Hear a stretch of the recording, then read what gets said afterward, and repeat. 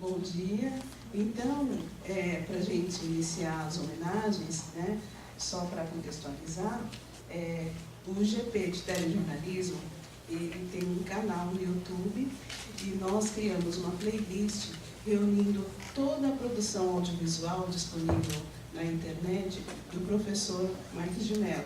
E nós demos esse nome, Biblioteca Audiovisual José Marques de Mello. No momento, nós já temos mais de 40 trabalhos e os outros, mas já conseguimos catalogar mais de 70. É que alguns possuem direitos e nós estamos, né, acessando as pessoas para que elas autorizem, né, a gente a reunir esse acervo. E agora o que a gente vai mostrar para vocês é um editável, né, uma compilação de vários trechos, né, para que a gente faça essa homenagem à memória dele.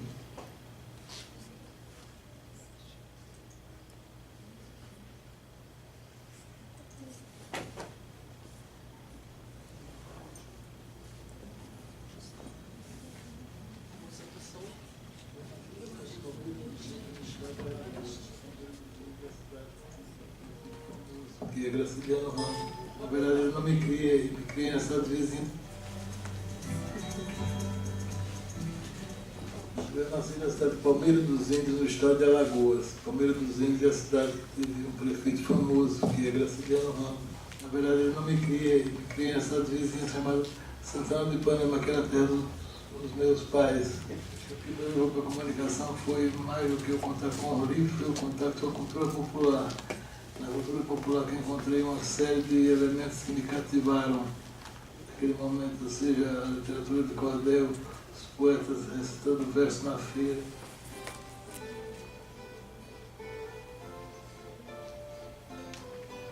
E aos 15 anos eu comecei como jornalista, então foi esse momento de deslanchamento que dá como comunicador público, como intelectual, comprometido com a minha região, com o meu povo, com a minha cidade.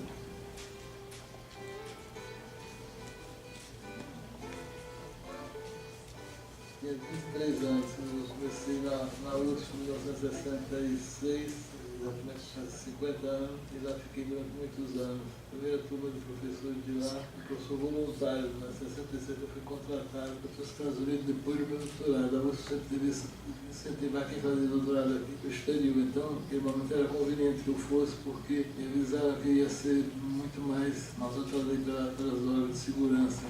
O CESPAL foi o grande espaço, a grande faculdade, a grande escola de posgrado da América Latina. Havia posgrado na América Latina, e CESPAL cria que um modelo de formação e perfeccionamento da nova geração de periodistas, professores de comunicação da América Latina. En mi caso personal, eu he tenido a suerte de ter uma beca de UNESCO e participei do 5º curso internacional de perfeccionamento em ciências da informação na América Latina. Aqui, então, eu tive a oportunidade de conviver com o melhor que havia no conhecimento comunicacional do mundo de então. Cambiou minha vida em dois sentidos. Em primeiro lugar, que eu descobri o conhecimento comunicacional que eu imaginava mais chiquito por la formação de licenciatura. Então, eu adquirido a dimensão do mundo.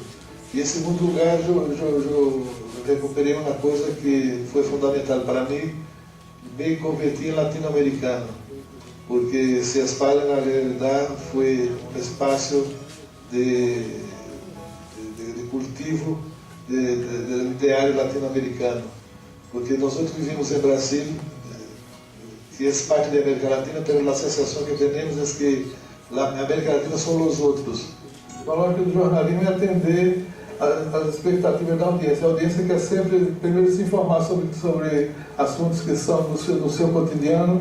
Então, cada vez mais o jornalismo se torna um jornalismo utilitário, as pessoas querem ler jornal, revista, ou ter acesso aos meios de comunicação para se informar e tomar decisões cotidianas, ou então ela na verdade, cria um certo clima emocional em relação àquilo que nós chamamos de situações extremas, situações esdrúxulas, situações anormais. Então, quando trata de questões de assinatura, porque a pobreza, na minha opinião, e na realidade não é um problema de hoje, é um problema crônico, histórico.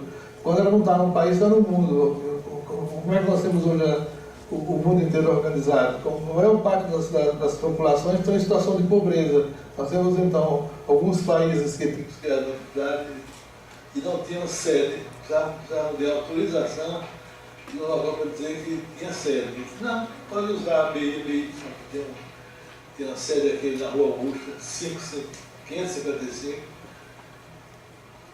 Então, assim foi, fizemos o registro da Intercom, foi assim que nasceu a Intercom. Então, a Intercom surgiu inicialmente como uma entidade, eu diria, semi-clandestina, porque era recusada. Qualquer faculdade que nós fosse pedir não daria autorização. Começamos a fazer toda semana, aos sábados, à tarde de manhã, reuniões do grupo todo na sede da BI. Nós fazíamos seminários, discutindo a ordem da informática, todas essas questões na atualidade. Mais ou menos era de 8 em 8 dias, de 15 em 15 dias. Variava um pouco, não era muito. Mas era o grupo forte, que foi o grupo da diretoria, eles se encontravam com muita frequência. Então, eles resolveram fazer um congresso nacional.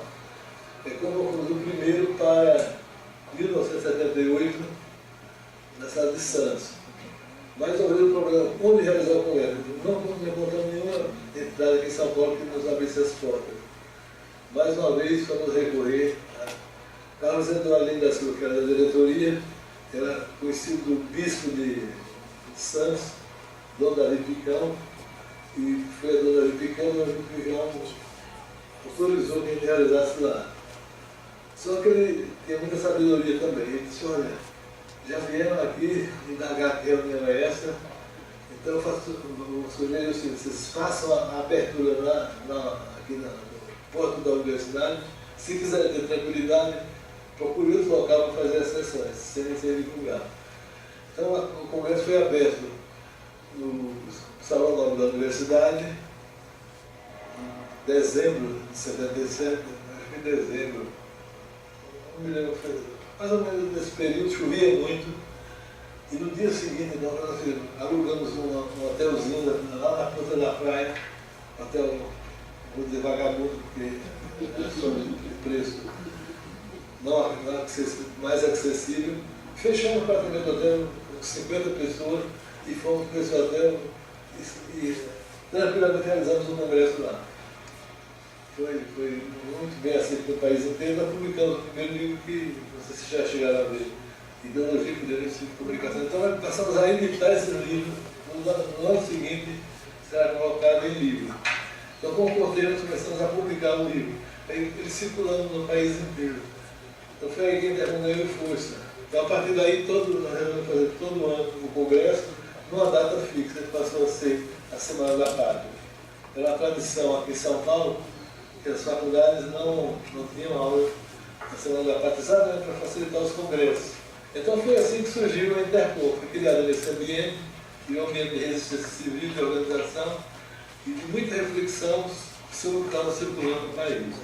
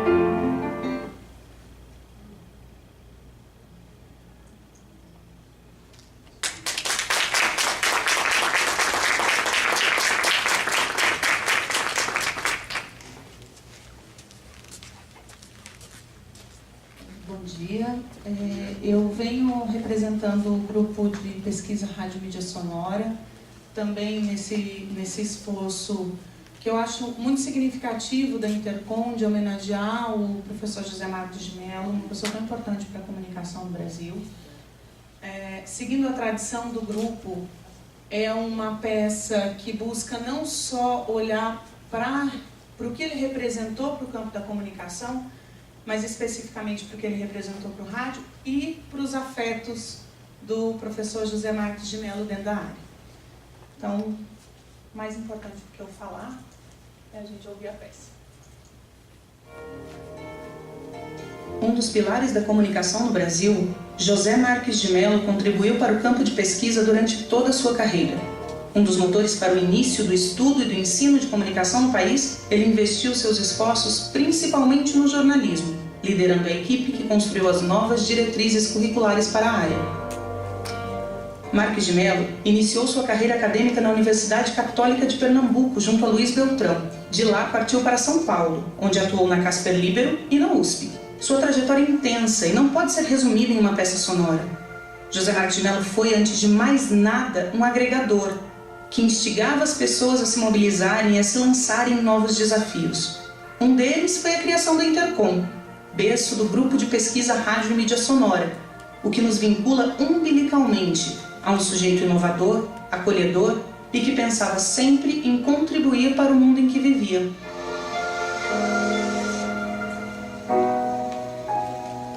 Preocupado com a comunicação, com a sua relação com a democracia e a educação, José Marques de Mello buscava um jornalismo e uma comunicação politizados, sociais e diversos. Suas pesquisas sobre gêneros jornalísticos tão importantes para o campo brasileiro também se refletem no rádio. É delas que partem muitos autores ao pensar em conteúdo sonoro e as produções radiojornalísticas. Como dizia ele, a forma é importante, mas assim como o conteúdo. E a combinação entre estes elementos deve levar a uma atualização da comunicação, permitindo a convivência entre os meios que se deslocam no cenário midiático, assumindo novos papéis quando entram em cena novos atores. O contexto era fundamental para ele.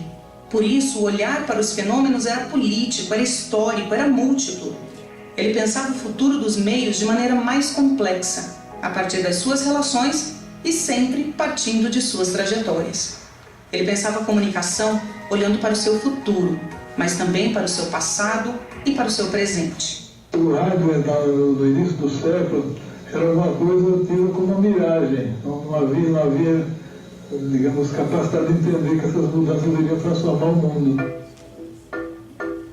A força do rádio apareceu na vida de Marques de Mello ainda criança. Como ele mesmo dizia, foi criado em um clã abastecido de notícias e de política. E essa experiência forjou seu olhar e o fez compreender, já mais velho, a importância de pensar não só a prática, mas o ensino. Em sua carreira, se fez um dos pais da comunicação brasileira, lutando pelo fortalecimento e consolidação da área e do que a compõe. Valorizava a história e, mesmo sendo conhecido como um homem da palavra escrita, conheceu e reconheceu os pioneiros do rádio. Lembrou Landel de Moura em 2011 e defendeu que as universidades brasileiras também reconheçam a sua importância. Espero que em algum momento, pelo menos nas escolas de comunicação, ele seja melhor tratado, mais bem analisado. Marques de Mello acreditava que o rádio, essa miragem ainda tão importante para a sociedade brasileira, precisa olhar para si, para as suas conquistas, deixando de lado o que chamava de complexo de colonizado e reconhecendo seus méritos e seus protagonistas. O radiojornalismo, a comunicação radiofônica, o radialismo, devem então reconhecer os seus sujeitos. Reconhecer Marques de Mello, o homem da palavra escrita que tanto fez pelo desenvolvimento do rádio. O professor que acompanhou o ensino do rádio quando os cursos de comunicação davam ainda seus primeiros passos. O pesquisador de gêneros jornalísticos que nos influenciou e nos influencia para o conteúdo sonoro. O amigo de Zita, a autora da primeira tese brasileira sobre radialismo, que sempre nos lembrou da capacidade dela, trazendo à luz os seus textos antes de difícil acesso. Mais do que o autor e organizador de mais de 100 livros e incontáveis capítulos e artigos em periódicos, Marques de Mello foi uma força que apoiou e moveu a comunicação e que influenciou diretamente no desenvolvimento dos estudos de radiodifusão. E com as palavras de José Marques de Mello encerramos esta homenagem ao pesquisador, ao professor, ao autor, ao amigo. O rádio é, por natureza, o ambiente universal da oralidade. Veiculando expressões verbais, amplia, intensifica ou reduz entonações vocais.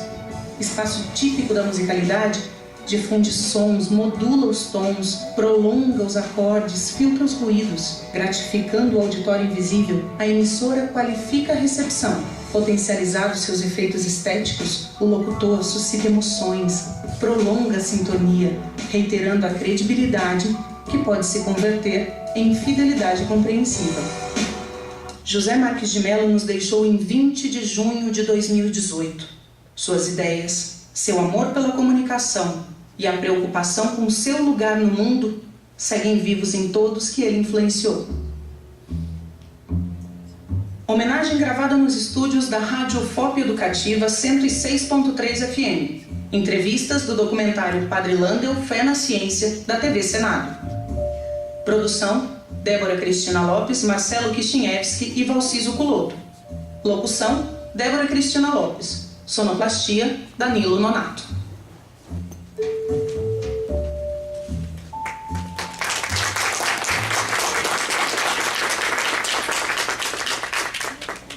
Não vou falar nada, só repasso para ele. Obrigado, Débora. Bom dia a todos. Vamos dar seguimento então à nossa programação, iniciando a mesa Rádio e Televisão Universitárias, a construção de redes e a necessária regulamentação.